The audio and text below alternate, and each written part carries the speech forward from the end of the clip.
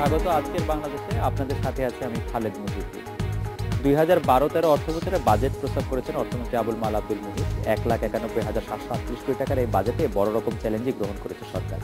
52,000 কোটি টাকার ঘাটতি মেটানোর উপায় হিসেবে দ্বারস্থ হতে হবে ব্যাংক অথবা বিদেশি দাতাদের কাছে। এছাড়া মূল্যস্ফীতির চাপ সামলানো, এডিপি বাস্তবায়ন, জ্বালানি খাতে স্থিতি আনার মতো অনেক কাজ রয়েছে সামনে। জিডিপির প্রবৃদ্ধির লক্ষ্য 7.2% অর্জনে রাজনৈতিক অস্থিরতাকে বড় বাধা হিসেবে দেখছেন অর্থনীতিবিদেরা। বিরোধী দল যথানিয়মে এই বাজেটকে আখ্যায়িত করেছে গণবিরোধী হিসেবে, আর আওয়ামী লীগের সহযোগী সংগঠনগুলো সরকারকে অভিনন্দন জানিয়ে করেছে আনন্দ মিছিল। এই অবস্থায় আজকের বাংলাদেশে আমরা খুঁজব কিছু প্রশ্নের উত্তর। জিডিপি 7.2% লক্ষ্যমাত্রা কতটা উচ্চবিলাসী?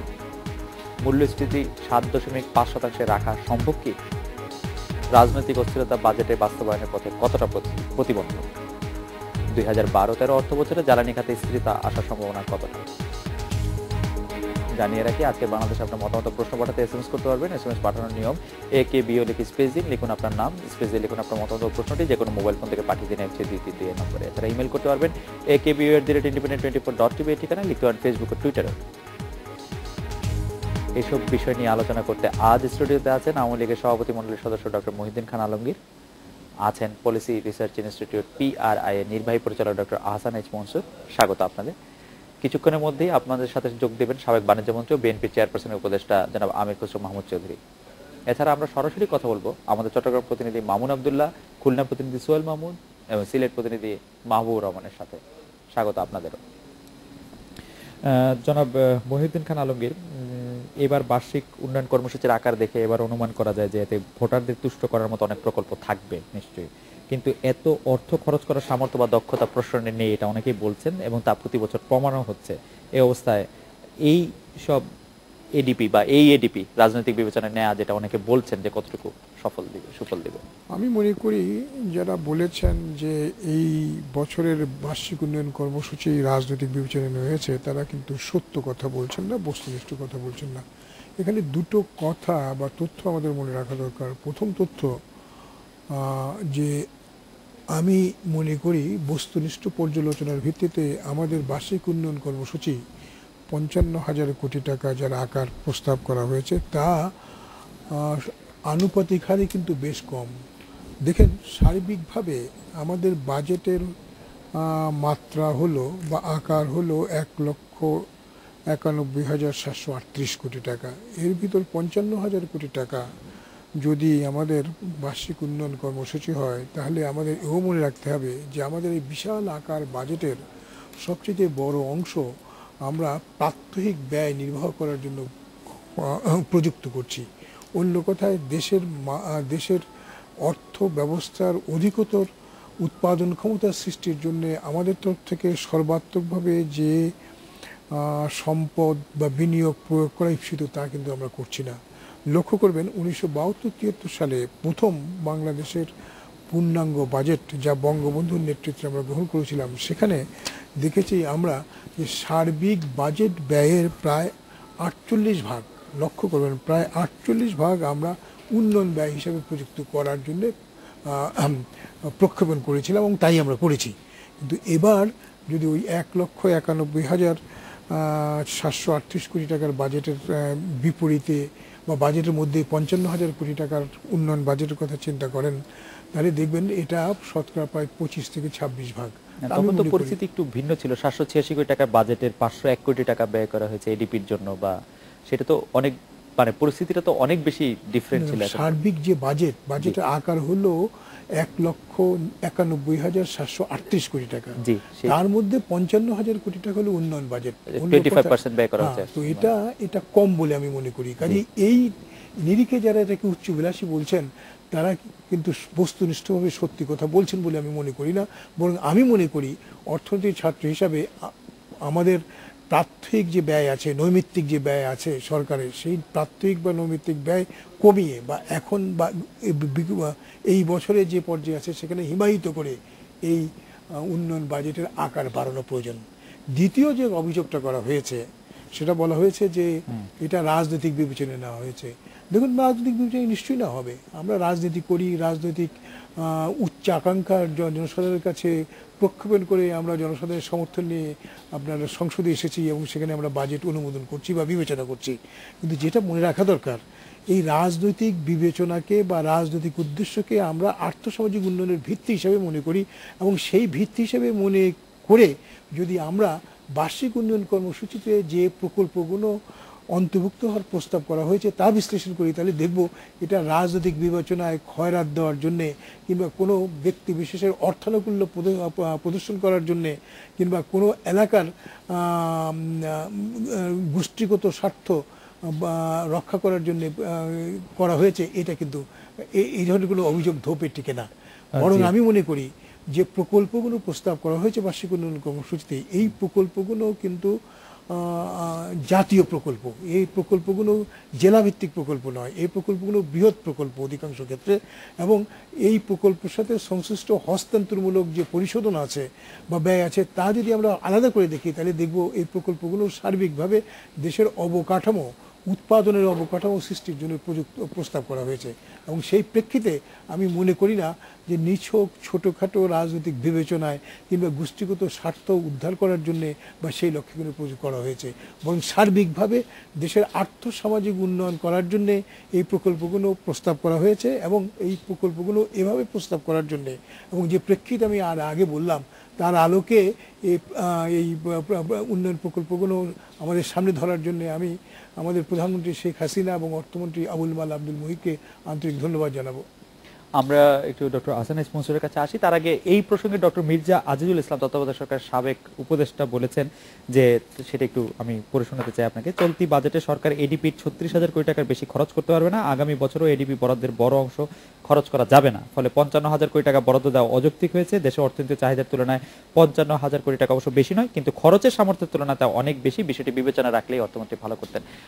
আমরা ডক্টর মহিউদ্দিন খান আলমগীরকে শুনলাম। এই প্রসঙ্গে আপনি যদি আপনার মতামতটা বলেন। এটা দুটো দৃষ্টিকোণ থেকে দেখা যায়। জি, একটা হচ্ছে যে অতীতকে দিয়ে ভবিষ্যৎকে পর্যালোচনা করা, সেই হিসাবে উনি হয়তো সঠিক যে আমরা অতীতে পারিনি, আমরা কেন আশা করব যে আগামীতে পারবো, সেটা একটা দৃষ্টিকোণ।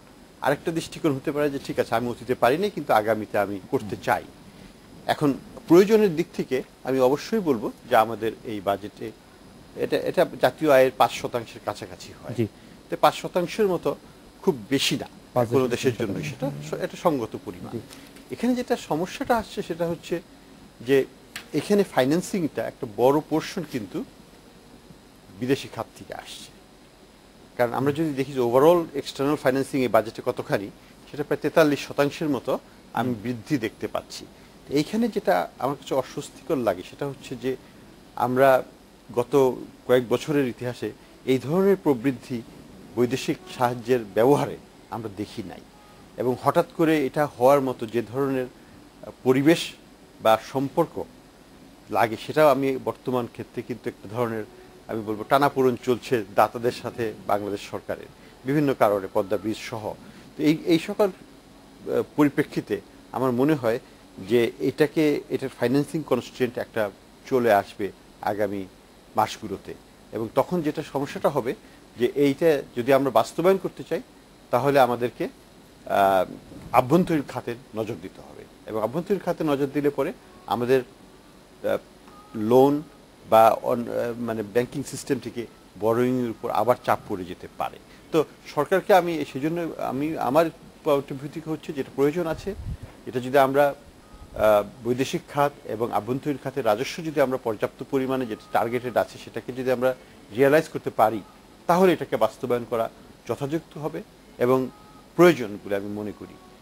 আর একটা জিনিস যেটা আছে যে যেটাকে অনেকেই বলে যে লিস্ট অফ এডিপি, এটা কতখানি অবজেক্টিভলি নেওয়া হয়েছে।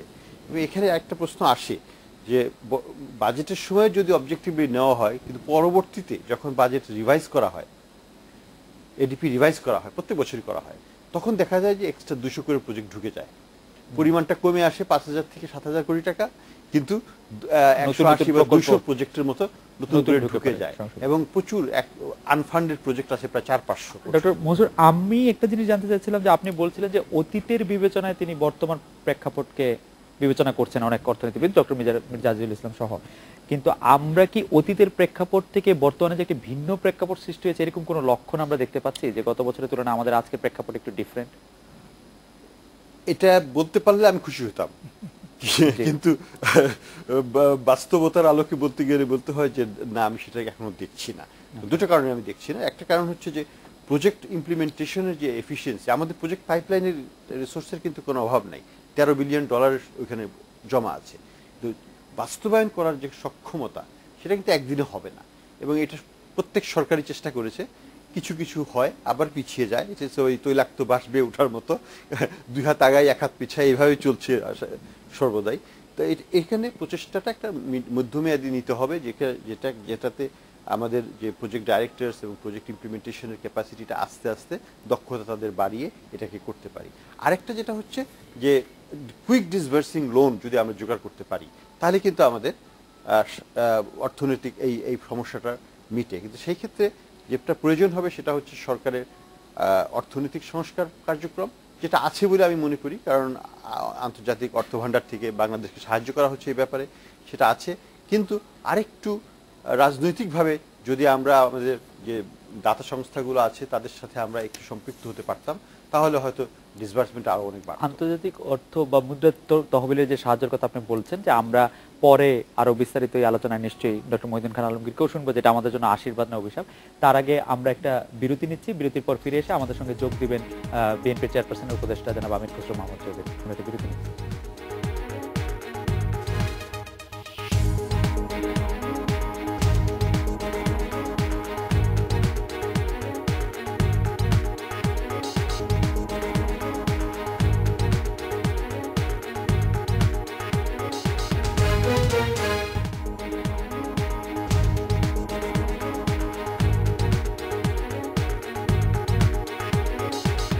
বিরতির পর ফিরে এলাম। আজকের বাংলাদেশে জনাব আমির খসরু মাহমুদ চৌধুরী আমাদের সঙ্গে যোগ দিয়েছেন, স্বাগত আপনাকে। আপনার কাছে জানতে চাই যে গত বছর 7% প্রবৃদ্ধির টার্গেট হলেও 6% অর্জিত হয়েছে। অনেক অর্থনীতিবিদ দেশে বিদেশে বলেছেন যে এটা দক্ষিণ এশিয়ার তুলনায় ভালো একটি অর্জনই। আপনি এটাকে কিভাবে দেখছেন এই অর্জনকে?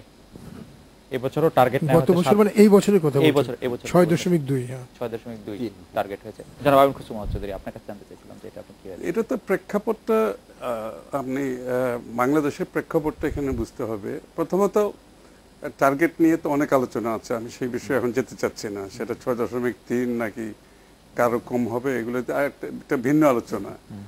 কিন্তু বাংলাদেশের সম্ভাবনাটা আমাদের যে বুঝতে হবে কি, আজকে বাংলাদেশের রপ্তানি আপনি গত বছর 41% ছিল, আমদানি কাছাকাছি ছিল, এটা কমে এখন কিন্তু 8% চলে আসছে। কিন্তু এটা এই যে মোমেন্টামটা এখন কমে আসছে। কিন্তু আমাদের এখনো বিশ্বের যে শ্রমের দিক থেকে আমাদের যে অ্যাডভান্টেজটা আছে, আমরা যে লোয়ার এন্ডে যে আমাদের প্রোডাক্টগুলো এক্সপোর্ট করছি সেটা একটা আছে। আমাদের শ্রমবাজারে একই অবস্থা, কিন্তু আমরা কিন্তু লোয়ার এন্ডের শ্রমবাজারে আছি, সেখানেও কিন্তু আমাদের একটা স্ট্রেংথ আছে। এগুলো হচ্ছে ইনহেরেন্ট কতগুলো আমাদের সুযোগ ছিল এবং সেটা অব্যাহত আছে। কিন্তু এখন ট্রেন্ডটা হচ্ছে নিচের দিকে।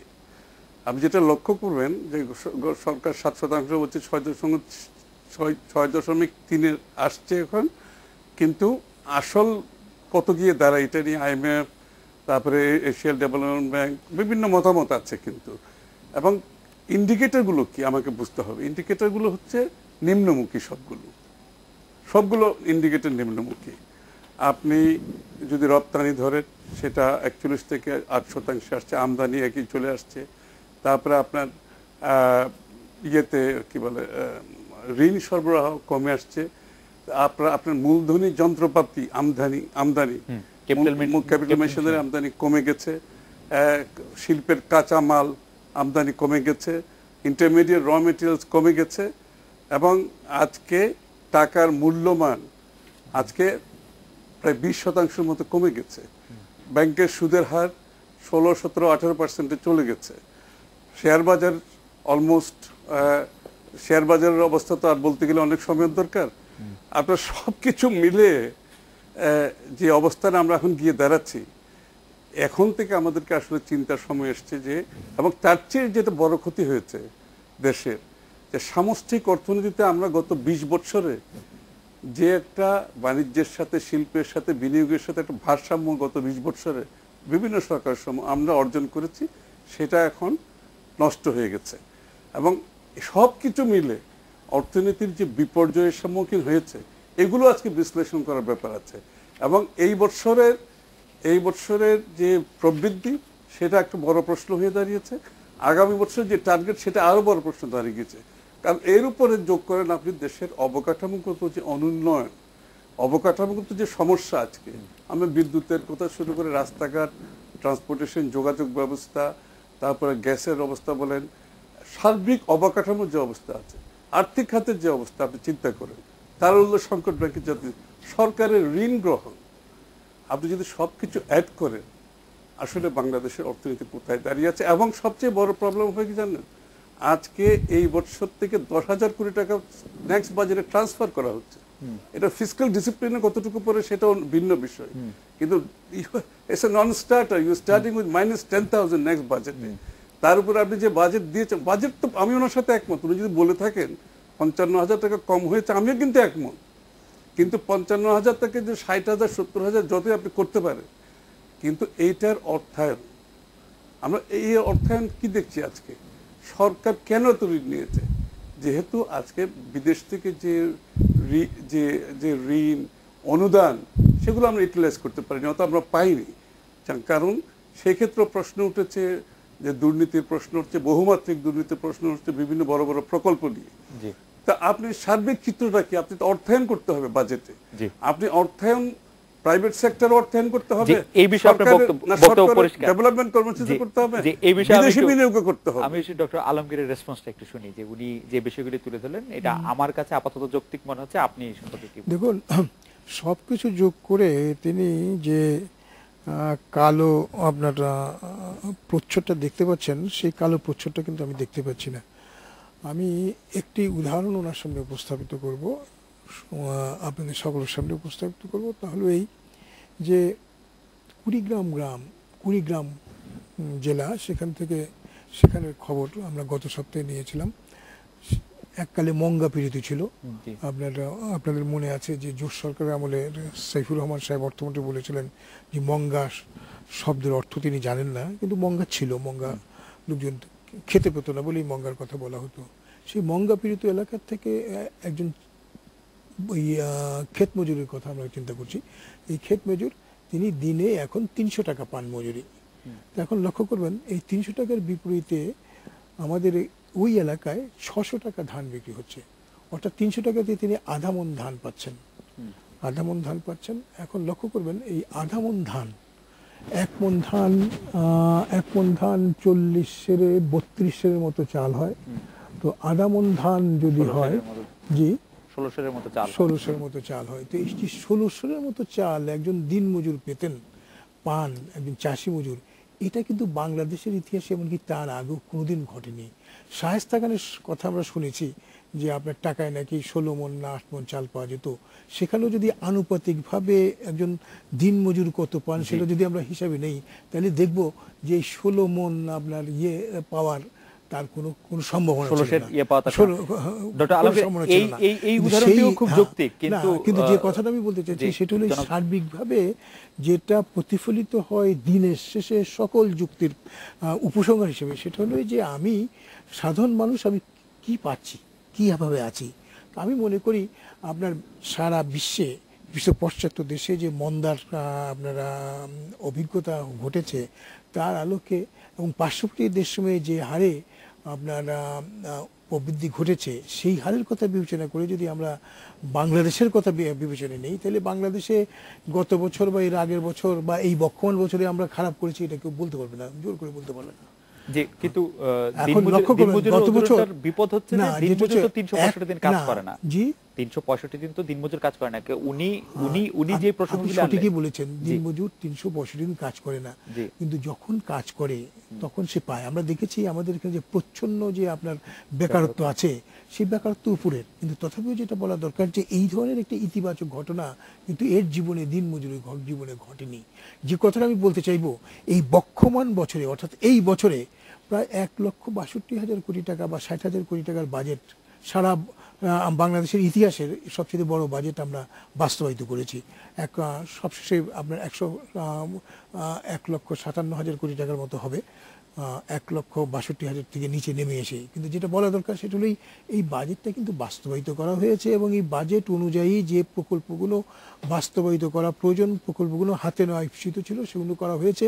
ঠিক তেমনি সরকার যে নৈমিত্তিক ব্যয়, যে সুশীল প্রশাসনের ক্ষেত্রে, প্রশিক্ষণের ক্ষেত্রে কিংবা আপনারা আয় হস্তান্তরের ক্ষেত্রে, যেটাকে আমরা ইংরেজিতে ট্রান্সফার পেমেন্ট বলি, সে সকল কাজই কিন্তু মোটামুটিভাবে সফলতার সাথে সরকার করতে সক্ষম হয়েছে। তবে হ্যাঁ, কিছু কিছু ক্ষেত্রে দুর্নীতির কথা বলা হয়েছে। দুর্নীতির কথা নিশ্চয়ই আগেও বলা হয়েছে এবং আগের তুলনায় যদি আমরা ওই তথাকথিত বা অভিযোগকৃত দুর্নীতির হিসাবগুলি নেই, খতিয়ে নেই, তাহলে দেখবো আগের তুলনায় এখন দুর্নীতি যে বসেছে এটা কেউ দাবি করে বলতে পারবে না। ডক্টর মহিউদ্দিন খান আলমগীর, আপনার কাছে আসলে আমরা স্পেসিফিক জানতে চাইবো হয়তো যে উনি নেগেটিভ যে -10,000 কোটি টাকা নিয়ে শুরু করতে বলেছে, সেটা বলেছেন ক্যাপিটাল মেশিনারিজ ইম্পোর্ট যে কমে গেছে এবং আমাদের যে সার্বিকভাবে উদ্যোগ এবং প্রবৃদ্ধি ক্ষতিগ্রস্ত হবে কিনা সেই বিষয়টা একটু জানতে চাইবো। একটু আমাদের প্রবৃদ্ধি, আমাদের এই বছরের প্রবৃদ্ধি 6.2 ভাগ হয়েছে বলে অনুমিত হয়েছে। এটা বাংলাদেশ পরিসংখ্যান ব্যুরো করেছেন। আজকে অর্থমন্ত্রী যখন তার বক্তৃতা দেন তখন তিনি বলেছেন যে এটা এর চেয়ে বেশি হবে। তার কারণ ওই শতকরা 6.2 এর ভিতরে আমাদের বোরো ফসলের যে ইতিহাসের সবচেয়ে বেশি পরিমাণ শস্য হয়েছে এটা হিসাবে ধরা হয়নি। এটা যখন হিসাবে ধরে চূড়ান্ত করা হবে তখন তার হিসাব মতে এটা শতকরা 7 ভাগ কিংবা 6.8 ভাগে উন্নীত হবে। এখন যেটা বলার, এই যদি হয় 6.2 থেকে 6.8 বা 7 ভাগ, তাহলে অর্থনীতি খারাপ করেছে, প্রগতি হয়নি, এটা কিন্তু বলা মুশকিল, এটা বলা যায় না। আর বলেছেন যে হ্যাঁ মূলধন দ্রব্য সামগ্রী বা পণ্য সামগ্রী কম এসেছে, হ্যাঁ যে প্রক্ষেপণ ছিল সেই তুলনায় কম এসেছে, কিন্তু এসেছে, বিনিয়োগ ঘটেছে, যার ফলশ্রুতিতে এই উৎপাদন বেড়েছে এবং উৎপাদন বেড়েছে বলেই জাতীয় আয়ে, প্রকৃত জাতীয় আয়ে এই আপনার এই প্রবৃদ্ধি ঘটেছে, এই প্রবৃদ্ধি আমরা অর্জন করেছি। ডক্টর আসানিজ মনসুরের কাছে জানতে চাইবো যে আমার কাছে মোহাম্মদ চৌধুরীকে শুনলাম, ডক্টর মহিউদ্দিন খান, এই পুরো ব্যাপারটাকে আপনি কিভাবে বিশ্লেষণ করেন? দুই দিকের যুক্তিতেই সত্যতা আছে, তবে এটাকে আবার এদিক থেকেও দেখতে হবে যে হ্যাঁ, এই বছরের বাজেট বাস্তবায়নে সরকার বেশ বড় রকমের ঝুঁকিতে ছিল। ঝুঁকিটা আসছিল বিশেষ করে অর্থনৈতিক কারণে। অর্থনৈতিক কারণটা হচ্ছে যে ব্যালেন্স অফ পেমেন্টে একটা বড় রকমের প্রেশার ডেভেলপ করেছিল এবং সেই সাথে যেটা হয়েছে অভ্যন্তরীণ খাতে আমাদের স্টক মার্কেটের কোল্যাপস, রিয়েল এস্টেট মার্কেটটার কারেকশন চলছে এবং সব মিলিয়ে একটা বড় ধরনের প্রেশার ডেভেলপ করে গিয়েছিল অর্থনৈতিক খাতগুলোতে, বহির্বাণিজ্যে এবং অ্যাট দ্য সেম টাইম মানি মার্কেটে। তো এই দুটোর ফলে যেটা সমস্যাটা হয়েছিল যে একদিকে টাকার অভাব, আরেকদিকে ডলারের অভাব। তো সব মিলিয়ে একটা আমরা যেটাকে আমরা বলি এক ধরনের দেয়ার ওয়াজ এ ফরমেশন অফ এ স্টর্ম। কিন্তু আমি বলবো অবজেক্টিভলি যে সেটা কিন্তু মোটামুটিভাবে সরকার অনেকখানি ব্যালেন্স করার চেষ্টা করছে এবং সাকসেসফুল হচ্ছে। সাকসেসফুলটা হওয়ার আমি একটু কারণটা বলি, সেটা হচ্ছে যে মনিটারি পলিসিটা বেশ টাইট করা হয়েছে এবং সেটা সতর্কভাবে এবং জেনে শুনেই করা হয়েছে। এই টাইট মনিটারি পলিসি গ্রোথের ক্ষেত্রে এফেক্ট, এটা আমরা আসি একটু পরে, কিন্তু এটা যেটা ফলটা হচ্ছে এবং এটা প্রয়োজন ছিল, কারণ আমাদেরকে ব্যালেন্স অফ পেমেন্টকে স্টেবিলাইজ করার দরকার ছিল। তা না হলে পরে এই 82 টাকায় ডলার থেমে থাকতো না, এটা 92 টাকায় চলে যেত হয়তো এতদিনে। এটা খুবই প্রয়োজনীয় স্টেপ ছিল এবং সেটা করা হয়েছে। 2 নম্বর যেটা করা হয়েছে যে রাজস্ব মানে ভর্তুকির খাতে যে একটা বড় রকমের চাপ সৃষ্টি হয়েছিল সেটাকেও মোটামুটিভাবে কন্ট্রোল করা হয়েছে ডিসেম্বরের পর থেকে। একটা স্টেটমেন্ট আমি দেখছিলাম যে গভর্নমেন্টের বরোয়িং ব্যাংকিং সিস্টেম থেকে ডিসেম্বরের পরে ভার্চুয়ালি কিন্তু হয় নাই। তো এই যে একটা 18,000 উঠেছিল কিন্তু প্রথম 5 মাসে, ডিসেম্বর, জানুয়ারি, ফেব্রুয়ারি, মার্চ পর্যন্ত যে ডেটা আছে সেখানে কিন্তু আর নতুন কোনো বরোয়িং ব্যাংকিং সিস্টেম থেকে অন নেট বেসিস হয় নাই। এটা একটা বড় পরিবর্তন। লেভেলটা কিন্তু খুব হাই লেভেলে, কিন্তু তারপর একটা স্টেবিলাইজড হয়। তো আমি যে পয়েন্টটাকে বলবো সেটা হচ্ছে যে এক ধরনের প্রচেষ্টা আছে এই যে ধসটা আসছিল সেটাকে ঠেকানোর, এবং আমি যেটাকে বলবো যে বাজেটটা আমি মনে করি এই প্রচেষ্টা চালিয়ে যেতে হবে বাজেটের মাধ্যমে ম্যাক্রো স্টেবিলিটিকে ধরে রাখার, এবং এই প্রচেষ্টা যেটা শুরু হয়েছে এটা যেন আগামী ফিসক্যাল ইয়ারে এটা কন্টিনিউ করে মুদ্রা নীতিতে এবং আমাদের এই বাজেট বাস্তবায়নের ক্ষেত্রে। তা না হলে পরে আমির খুসরো সাহেব যেটা বলেছেন সেটা কিন্তু হতে পারে। যে আমরা একটু জনাব আমির খুসরো মাহমুদ চৌধুরীর কাছে শুনবো যে যে ধসটা থামানো হয়েছে বা ধসটা ঠেকানো গেছে একটি মানে নিয়ন্ত্রিত মনিটরি পলিসির কারণে, সেই ব্যাপারে আপনার অভিমত। তার আগে আমরা একটু ঢাকার বাইরে থেকে ঘুরে আসি। আমরা কথা বলছি চট্টগ্রাম আবাসিক প্রধান মামুন আব্দুলের সঙ্গে। মামুন, এবারের বাজেটকে দেশের বন্দরনগরী চট্টগ্রামের ব্যবসায়ীরা কিভাবে দেখছেন? আমরা জানি চট্টগ্রামে গ্যাস বিদ্যুতের প্রচুর ঘাটতি রয়েছে, এই খাতে বরাদ্দ নিয়ে তাদের প্রতিক্রিয়া কি রয়েছে? এই খাতে বরাদ্দ নিয়ে তাদের প্রতিক্রিয়া কি?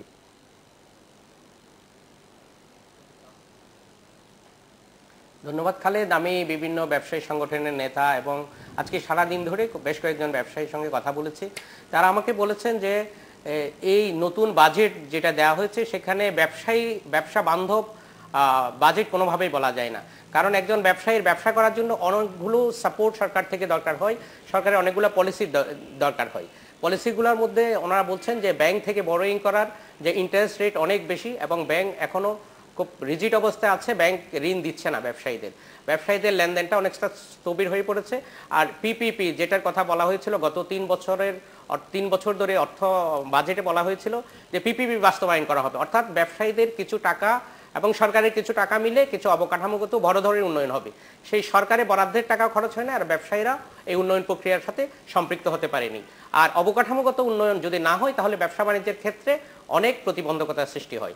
আরেকটা কথা বলেছেন ব্যবসায়ীরা, বিদ্যুৎ সংকট, গ্যাসের সংকট, চট্টগ্রামে কোনো শিল্প প্রতিষ্ঠান নতুন করে গড়ে তোলা যাচ্ছে না।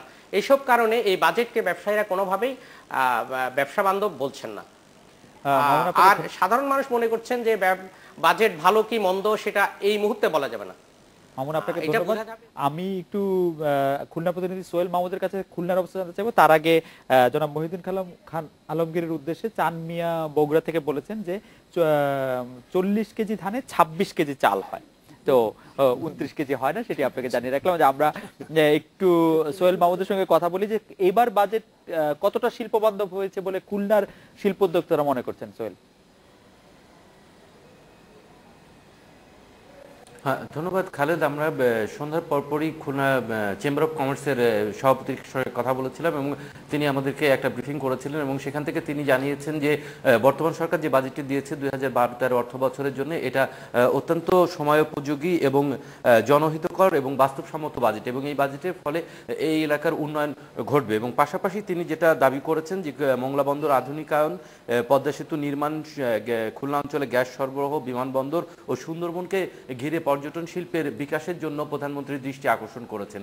এছাড়া বিএনপির যে নেতৃবৃন্দ রয়েছেন ওনারাও আমাদের সঙ্গে কথা বলেছিলেন এবং ওনারা বলেছেন যে বর্তমান সরকার এই যে 2012-13 যে বাজেটটি দিয়েছে এটি সম্পূর্ণ অবাস্তব এবং উচ্চাভিলাষী এবং এটা বাস্তবায়ন অযোগ্য একটি বাজেট এবং এই বাজেটে বাংলাদেশের সবচাইতে গুরুত্বপূর্ণ যে খাত কৃষি খাত সেখানে ভর্তুকি কমানো হয়েছে, এরকম একটা অভিযোগ তারা করেছেন। আর সাধারণ মানুষের মধ্যে সবচেয়ে বড় যে আলোচনার বিষয়টি ছিল সেটা ছিল যে আপনার মোবাইলের উপরে 2% যে কর আরোপ করা হয়েছে, এটাই সবচেয়ে বড় আলোচনার বিষয় ছিল এবং সাধারণ মানুষের বক্তব্য ছিল যে প্রতিবারেই বাজেটের পরপরই প্রতিটা জিনিসেরই দাম কিছুটা বাড়তে থাকে। খালেদ। সোহেল মাহমুদ, আপনাকে ধন্যবাদ। মোবাইল ফোনের উপর শতকরা 2 ভাগ কর বসানো হয়েছে, এটা সাধারণ জনগণ পছন্দ করছেন আপনি বলছেন। সিলেট প্রতিনিধি মাহবুবুর রহমানের কাছে জানতে চাইবো যে সিলেটের লোকজনের প্রতিক্রিয়া কি বাজেটের পর, ব্যবসায়ী এবং শিল্প উদ্যোক্তাদের? ধন্যবাদ খালেদ। আসলে সিলেটের মানুষ আগে থেকেই বাজেট নিয়ে আলোচনা করেন, কারণ আপনি জানেন যে 41টি বাজেট স্বাধীনতার পর বাংলাদেশে হয়েছে, এর মধ্যে 24টি বাজেটই দিয়েছেন সিলেট থেকে নির্বাচিত এমপিরা যারা অর্থমন্ত্রী ছিলেন এবং এই কারণেই 24টির মধ্যে 12টি দিয়েছেন এম সাইফুর রহমান, 6টি দিয়েছিলেন সাবেক অর্থমন্ত্রী শাহ এম এস কিবরিয়া এবং আজকের বাজেট ঘোষণার মাধ্যমে 6টি পূরণ করলেন আবুল মাল আব্দুল মুহিত।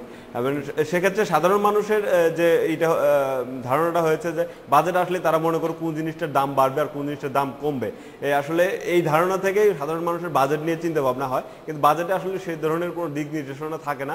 এটা নিয়ে তারা হয়তো আরো কয়েকদিন পরে এই বিষয়গুলো নিয়ে আলোচনা করবে, এটা এরকম। আর যে বিষয়টা খুলনা থেকে সোহেল মাহমুদ বলেছেন আমাদের, সেখানে বলা হয়েছে যে মোবাইল ফোন সরকার ডিজিটাল বাংলাদেশ বলছেন, ডিজিটালের মাধ্যমে বাংলাদেশকে এগিয়ে নেওয়ার কথা বলছেন। সেক্ষেত্রে আবার মোবাইল মোবাইল ফোনের এই যে প্রতি মিনিট শতকরা 2% যে ভ্যাটের কথা বলেছেন সরকার, সেটা ডিজিটাল বাংলাদেশকে পেছনের দিকে নিয়ে যাবে।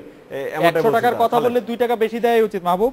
আমরা আবার কথা বলবো আপনার সঙ্গে, আপনি থাকবেন আমাদের সাথে। জনাব মহিউদ্দিন খান আলমগীর, আপনার কাছে সরি জনাব আমির খসরু মাহমুদ চৌধুরীর কাছে জানতে চাইবো যে ওই ব্যাংকের বোরোয়িংটাকে, যেটাকে আপনি ব্যাংক থেকে সাংঘাতিক অবস্থা দেখছিলেন, ডক্টর আহসান এইচ মনসুর বলছেন যে সেই ধসটা একটি নিয়ন্ত্রিত মনিটারি পলিসির কারণে কিছুটা ঠেকানো গেছে। এই সম্পর্কে আপনার মত শুনুন। আমি সেটা দেখতে পাচ্ছি না আসলে। ব্যাংকের থেকে ঋণের সাথে নিয়ন্ত্রিত মনিটারি পলিসির রিলেশনশিপটা উনি অর্থনীতি বুঝতে পারবেন, কিন্তু ব্যাংকের থেকে যে সরকার যে ঋণটা নিয়েছে সেটার মূল কারণ হচ্ছে সরকারের যে বাজেটেড অ্যামাউন্ট ছিল সেটা অতিক্রম করে গেছে ওনাদের সাবসিডিজ অন্যান্য খাতে, এবং সেটা এমন পর্যায়ে গেছে যে সেটার কারণে কিন্তু আজকে আমি যেটা শুরুতেই বলেছিলাম যে সামষ্টিক অর্থনীতিতে কিন্তু আজকে একটু ভঙ্গুর অবস্থায় পৌঁছে গেছি আমরা, এবং যে কারণে ব্যাংক থেকে ঋণ নেওয়ার কারণে ব্যাংকের ইন্টারেস্ট রেট কিন্তু এখন 16, 17, 18% চলে গেছে। বিনিয়োগের জন্য এটা কত পরিপন্থী সেটা আবার বলার অপেক্ষা রাখে না, এবং ব্যাংক থেকে ঋণ নেওয়ার ফলে এটা তো আবার জ্বালানি আমদানি করেছে, ওখানে আবার অতিরিক্ত আমদানি হয়েছে, এবং সেই আমদানির পেমেন্ট তো সরকার করেছে, এবং সেখানে কিন্তু টাকার অবমূল্যায়নও হয়ে গেছে, সেটা আবার মূল্যস্ফীতির উপর বড় ধরনের চাপ সৃষ্টি করেছে। সুতরাং ব্যাংক এবং প্রাইভেট সেক্টরের বিনিয়োগের ক্ষেত্রে যে বাধাগ্রস্ত হয়েছে সেটা তার বলার অপেক্ষা রাখে না। সুতরাং এইখানে আমরা বাজেটের কথা যখন বলছি, প্রবৃদ্ধির কথা যখন বলছি, বিনিয়োগ কিন্তু এখানে প্রাইমারি ইস্যু। বিনিয়োগ is at the heart of it. কিন্তু এখন বিনিয়োগ বলতে কি বুঝি আমরা? সরকারের বিনিয়োগ বলতে আমি যেটা বোঝাই সেটা উৎপাদনশীল খাতে বিনিয়োগ। রাজস্ব ব্যয় কিন্তু সরকারের বিনিয়োগের মধ্যে পড়ে না, যেখান থেকে উৎপাদনশীল খাতে। তারপরে প্রাইভেট সেক্টরের বিনিয়োগ, সেটা আরো বেশি উৎপাদনশীল খাত, কারণ প্রাইভেট সেক্টর হচ্ছে মেইন ড্রাইভার এখানে। তাদের বিনিয়োগ বাধাগ্রস্ত হচ্ছে। শুধুমাত্র যে ব্যাংকের তারল্য সংকট না, তাদের ঋণ, তাদের টাকার অবমূল্যায়ন, তাদের সুদের হার, টাকা অবমূল্যায়ন এবং অবকাঠামোগত যে সমস্যাটা আছে, এটা মেজর সমস্যা হয়ে দাঁড়িয়েছে। কিন্তু এখন পাওয়ার সেক্টর সম্বন্ধে এটা আরেক সাবজেক্ট, আমি বলতে চাচ্ছি না, কিন্তু সেটা করতে গিয়ে যে আজকে কুইক রেন্টালের যে বিষয়টা এসে গেছে সেটা কিন্তু একটা স্পর্শকাতর ব্যাপার হয়ে দাঁড়িয়েছে। সে আলোচনায় দীর্ঘ আলোচনা, কিন্তু সেটাকে সাপোর্ট দিতে গিয়ে সরকার যে তাদের যে সাপোর্ট দিতে গিয়ে এটার অর্থনীতির উপর যে চাপ সৃষ্টি করেছে সেটা কিন্তু আজকে প্রশ্নবিদ্ধ হয়েছে। আমি মনে করি সরকারের এটার উপরে বিদ্যুৎ এবং জ্বালানির ক্ষেত্রে এই ধরনের সুযোগ সুবিধা কিছু লোককে দিতে গিয়ে এই সেক্টরে যে বিপর্যয় হয়েছে, শুধু তাই নয়, সার্বিক অর্থনীতির উপর বিপর্যয় হয়েছে এবং দুর্নীতি হয়েছে। আমি মনে করি সরকারের অবস্থানটা, জ্বালানি উপদেষ্টা বক্তব্য অনুযায়ী আপনি হয় জ্ঞান পাপী, অথবা রাষ্ট্রদ্রোহী, অথবা আর কি জানি ভুলে গেছি অনেক কিছু, সরকার বিরোধী। আমি আসলে আমার একটু ভুল হয়ে গেছে, আপনি মনে করিয়ে দিয়েছেন। আমি শুরুতেই বলা উচিত ছিল সেটা আসলে, যে আমি আবার না রাষ্ট্রদ্রোহিতার কোন দায়ের মধ্যে গিয়ে ঝুঁকিতে গিয়ে পড়ছি একটু বলতে গিয়ে। তো আমি ওনাকে উল্টো বলছি যে এই যে অর্থনৈতিক অব্যবস্থাপনা যারা করেছেন, এর মধ্যে উনি কতটুকু জড়িত আমি জানি না, যে অব্যবস্থাপনা করছেন কুইক রেন্টালে 20-30 কোটি টাকা সরকারের, এটা সরকারের তহবিলের উপর যে রক্তক্ষরণ ঘটিয়েছে এবং সামষ্টিক অর্থনীতির উপর যেটা ফেলেছে, দুর্নীতির কথা নাই বা বললাম। আমি মনে করি এখানে এবং দায় মুক্তি নিয়ে কিন্তু এই কাজগুলো করেছেন। আরো বেশি প্রশ্নবুদ্ধ হচ্ছে যে ইন্ডেমনিটি করে এইগুলো কাজগুলো করেছেন। তা আমি ওনার রাষ্ট্রদ্রোহী, ওনার দেশপ্রেম নিয়ে কোনো প্রশ্ন করবো না, কারণ উনি যখন আমাদের দেশপ্রেম নিয়ে প্রশ্ন করছেন, কারণ দেশপ্রেম কারো কোনো মনোপলি দেয় এটা বাংলাদেশে। শুধু আমি এটুকুই বলবো, ওনার মনে রাখা উচিত এই সমস্ত বক্তব্য দেওয়ার আগে যে ওনার কাজের মধ্যে কতটুকু স্বচ্ছতা ছিল, এবং এই সিদ্ধান্তের ফলে দুর্নীতিটা বাদ দিলাম, দায়মুক্তি বাদ দিলাম, বাংলাদেশের সামষ্টিক অর্থনীতির উপরে যেইভাবে সরকারকে দায়গ্রস্ত করেছে, অর্থনীতিকে দায়গ্রস্ত করেছে, এইটার জন্য কারো প্রস্তুত থাকতে হবে। এবং পাকিস্তানে আমি বলি, পাকিস্তানে কিন্তু প্রাক্তন মন্ত্রী, বর্তমান মন্ত্রী সহ 31 জনের বিরুদ্ধে কুইক রেন্টালের ব্যাপারে 31 জনের বিরুদ্ধে ওয়ারেন্টি হয়েছে, তাদের অ্যাকাউন্ট সিজ করা হয়েছে, তাদের বিরুদ্ধে সিভিল ক্রিমিনাল কেস হয়েছে, এবং সবগুলো লাইসেন্স ক্যান্সেল হয়েছে, এবং জাস্টিস ইফতেখার চিফ জাস্টিসের সভাপতিত্বে এই সিদ্ধান্ত হয়েছে। সুতরাং এগুলো সব আমাদের মনে রাখা দরকার। বোঝা গেল। এই ধরনের মন্তব্য যদি কেউ করে থাকে তার আগে এই সমস্ত কথাগুলো বুঝে শুনে কথা বলা উচিত। বোঝা গেল যে আপনারা ক্ষমতা আসলে আমাদের জ্বালানি উপদেষ্টা। আমি সেটা বলি নাই। না, আপনি এর চেয়ে পরিষ্কার করে বলেছেন। আমি বলছি এর চেয়ে পরিষ্কার তো আর করে কিছু বলা সম্ভব না। আমরা ক্ষমতা আসবে কি বলবেন, আমরা ক্ষমতা নাও যদি আসেন আর কি, আমি যদি আসলে যে ক্ষমতা আসুক বাংলাদেশের সাধারণ মানুষের স্বার্থে সবকিছুর তো একটা অ্যাকাউন্টেবিলিটি থাকতে হবে, সেই ক্ষমতা আসুক, আমরা আসবো এমন কোনো কথা নেই। তো আমরা বিরতির পর এই বিষয়টি নিয়ে কথা বলবো, কিন্তু তারপর জনাব মহিউদ্দিন খান আলমগীর কাছে জানতে চাইবো যে পিপিপি নিয়ে একই ধরনের আশাবাদ আমরা শুনে যাচ্ছি, এবারও পিপিপি নিয়ে অনেক আশাবাদ শুনছি, এবার কি পিপিপিতে আপনি অনেক বেশি আশান্বিত হচ্ছেন কিনা? আমরা একটা বিরতি নিচ্ছি, বিরতি থেকে ফিরে এসে আপনার কাছে শুনবো।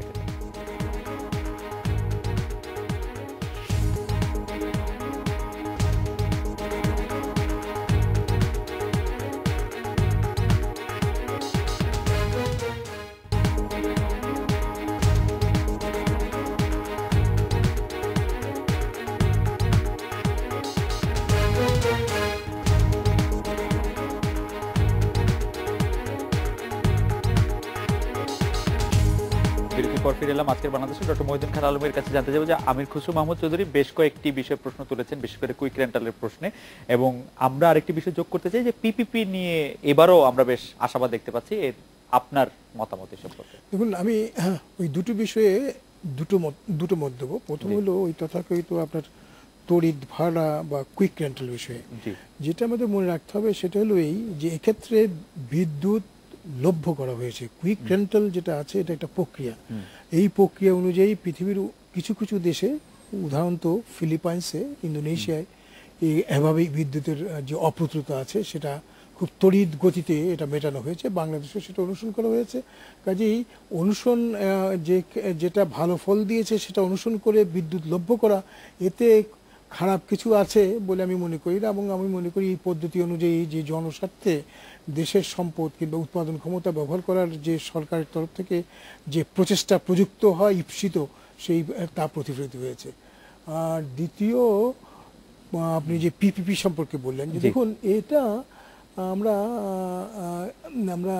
আমাদের বাজেটের প্রথম বছরে আমরা এটা প্রচলন করেছিলাম যে কতিপয় ক্ষেত্রে আপনার সরকারি প্রচেষ্টার সাথে বেসরকারি প্রচেষ্টা একত্রিত হয়ে আমরা আমাদের তরফ থেকে প্রকল্পগুলো তৈরি করব, কিংবা যে কাঠামোমূলক তৎপরতা চালানো ঈপ্সিত সেই কাঠামোমূলক তৎপরতা চালাবো। এটা এর আগেও যেটাকে আমরা আপনার ইন্টারমিডিয়েট বা মধ্যবর্তী খাত বলতাম, সেই মধ্যবর্তী খাতের ভিতরে কিন্তু এটা নিহিত ছিল। আগের আপনার পরিকল্পনাকালে বিশ্লেষণ করলে দেখবেন যে সেখানে একটি গণখাত ছিল বা পাবলিক সেক্টর, আরেকটা বেসরকারি খাত ছিল যেটাকে প্রাইভেট সেক্টর বলতাম, একটা ইন্টারমিডিয়েট বা মধ্যবর্তী খাত ছিল। তারই একটা সংস্করণ এখানে এই আপনার এই সরকারি বেসরকারি আপনার অংশগ্রহণ সম্বলিত ক্ষেত্রগুলো। তো এখানে যে এর জন্য যে বরাদ্দ রাখা হয়েছিল সেই বরাদ্দ কিন্তু অভিজ্ঞতার আলোকে আমরা পুরোপূর্ণভাবে ব্যবহার করতে পারিনি।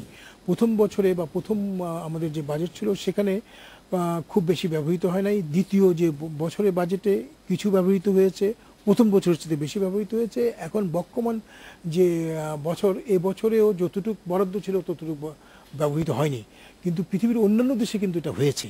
এবং যেহেতু এটা অন্যান্য দেশে ফল দিয়েছে, যেহেতু ইতিমধ্যে আমাদের দেশে ক্রমান্বয়ে এর ব্যবহার বাড়ছে, এবং যেহেতু আমরা মনে করি যে চূড়ান্ত পর্যায়ে নিপুণতার নিরিখে ব্যক্তিগত উদ্যোগ যতটুকু ফলপ্রসূ হতে পারে, সরকারি উদ্যোগ বা গণখাত ততটুকু ফলপ্রসূ হতে পারে না। সেজন্য এর জন্যে যে অতিরিক্ত বরাদ্দর প্রস্তাব দেওয়া হয়েছে, প্রস্তাবকে আমি সমর্থন করি। এবং আমি মনে করি এটা অভিজ্ঞতার আলোকে সবাই যখন এর প্রক্রিয়া সম্পর্কে অবগত হবেন, ভালোভাবে অবগত হবেন, সম্যক অবগত হবেন, তখন আরো ভালো ব্যবহার আমরা করতে সক্ষম হব। আমরা একটু ডক্টর আহসান এইচ মনসুরের কাছে আসি যে আইএমএফ এর থেকে বেশ কিছু শর্ত, আইএমএফ টাকা দিলে বেশ শর্ত দিয়ে আমাদেরকে সে টাকা নিতে হয়, যে জ্বালানি তেলে 15,000 কোটি টাকার বেশি ভর্তুকি দেওয়া যাবে না, যাতে ওইরকম অনেক রকম শর্ত আছে। তো এই ক্ষেত্রে ভর্তুকির কথা বারবার আসবে আইএমএফ আসার ক্ষেত্রে। এখন ভর্তুকি যদি আমরা বন্ধ করে দিই, তা আমাদের গ্রোথের ক্ষেত্রে কিরকম প্রভাব বিস্তার করবে? এখানে একটা জিনিস মনে রাখতে হবে, ভর্তুকি বন্ধ করার কথা কিন্তু কেউ বলছে না, আইএমএফও বলছে না, সরকারও বলছে না, এবং আমরা কেউ বলছি না। একটা যৌক্তিক পর্যায়ে এটাকে সীমাবদ্ধ রাখা, যেটা আমাদের সামগ্রিক অর্থনৈতিক পরিস্থিতির সাথে সামঞ্জস্যপূর্ণ। গভর্নমেন্টের একটা ক্যাপাসিটি টু পে আছে, যেটার বেশি সরকার যদি যায় তাহলে অর্থনৈতিক ভারসাম্য নষ্ট হয়ে যায়। সেই ভারসাম্যটা ঠিক রেখে একটা যৌক্তিক পরিমাণে সীমাবদ্ধ রাখতে হবে, সেটাই এই প্রোগ্রামে রিফ্লেক্টেড হয়েছে। এটা আমি IMF এর কন্ডিশন আমি যতখানি না বলবো, আমি বলবো যেটা সরকারের দিক থেকে এটার প্রয়োজন ছিল এবং সেটাকে বাস্তবায়ন করাটাও প্রয়োজন। এটা এখন কমিটমেন্ট পর্যায়ে আছে এই বছরের জন্য। এটা তো আমরা জানি যে অনেকখানি মানে ভর্তুকি খাতটা কন্ট্রোলের বাইরে চলে গিয়েছিল, সেটাকে কিছুটা মূল্য মানে প্রাইস অ্যাডজাস্টমেন্টের মাধ্যমে ওটাকে কিছুটা কন্টেইন করা হয়েছে। কন্টেইন করার ফলেও যেটা আমির খসরু সাহেব বলছেন যে 10 থেকে 12,000 কোটি টাকা আমাদেরকে আগামী বছর বাজেটে শিফট করে দেওয়া হয়েছে এবং সেটা বিলো দ্য লাইন করা হয়েছে ফাইন্যান্সিং হিসাবে।